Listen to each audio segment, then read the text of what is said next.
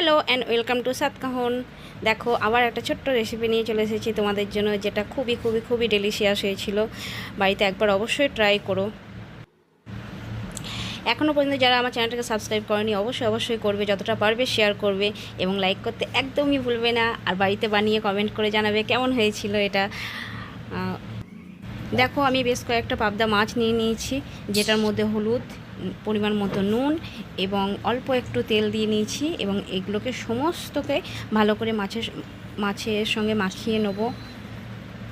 ভালো করে মাখানো হয়ে গেলে এটাকে একটুখানি রেস্টে রাখবো।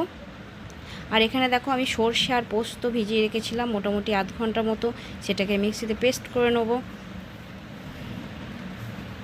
আর এখানে একটা টমেটো নিয়ে নিয়েছিলাম, সেটাও আমি পেস্ট করে নিয়েছি। বেশ কয়েকটা কাঁচা লঙ্কা, যেটাকে আমি মাঝখান থেকে কেটে নিয়েছি। তারপরে দেখো এখানে একটা কড়াই নিয়ে নিয়েছি, যার মধ্যে সরষের তেল দিয়ে নিয়েছি পরিমাণ মতো। তারপরে মাছগুলোকে সমস্ত ভেজে নিচ্ছি।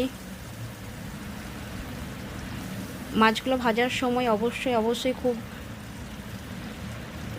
সাবধানে উল্টাতে হবে, নাহলে এতটাই নরম থাকে এই মাছগুলো ভেঙে যাওয়ার চান্স থাকে অনেক বেশি। দেখো মাছগুলো ভাজা হয়ে গেছে, তুলে নিচ্ছি।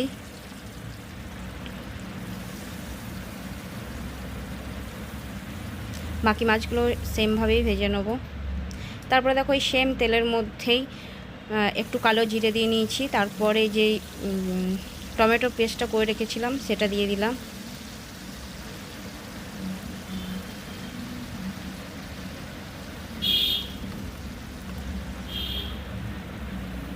তবে টমেটোর পেস্টটাকে ভালো করে নাড়িয়ে চাড়িয়ে নিতে হবে। যখন কাঁচা গন্ধটা চলে যাবে তখন একটু আদা রসুনের পেস্ট নিয়ে নেবে। তারপরে পরিমাণ মতো হলুদ দিয়ে নিচ্ছি।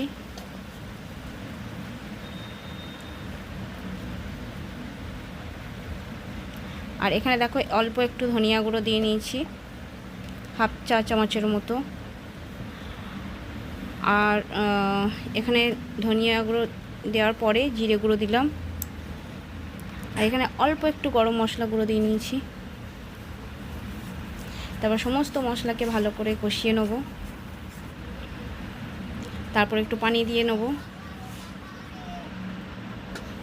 তারপর ঢাকা দিয়ে এটাকে রান্না হতে দেবো বেশ কিছুক্ষণ। দেখো এখানে তেলটা কত সুন্দর ছেড়ে দিয়েছে মশলা থেকে, তার মানে মশলাটা এখানে ভালো করে কষানো হয়ে গেছে। তারপরে যে পেস্টটা করে রেখেছিলাম সরষে আর পোস্ত, সেটা দিয়ে দিলাম। তারপরে এটাকে আরও সুন্দর করে মেখে নিয়ে বেশ কিছুক্ষণ রান্না করতে হবে ঢাকা দিয়ে।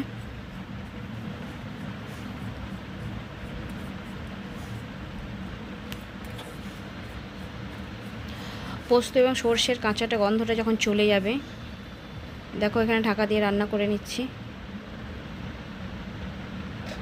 দেখো গ্রেভিটা থেকে কত সুন্দর তেলটা ছেড়ে ছেড়ে দিয়েছে। তারপরে মাছগুলো সমস্ত দিয়ে নিচ্ছি।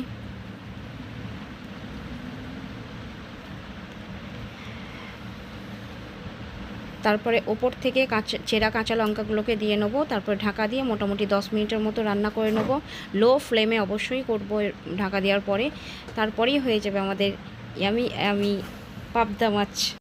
সবাই ভালো থেকো, সবাইকে ভালো রেখো।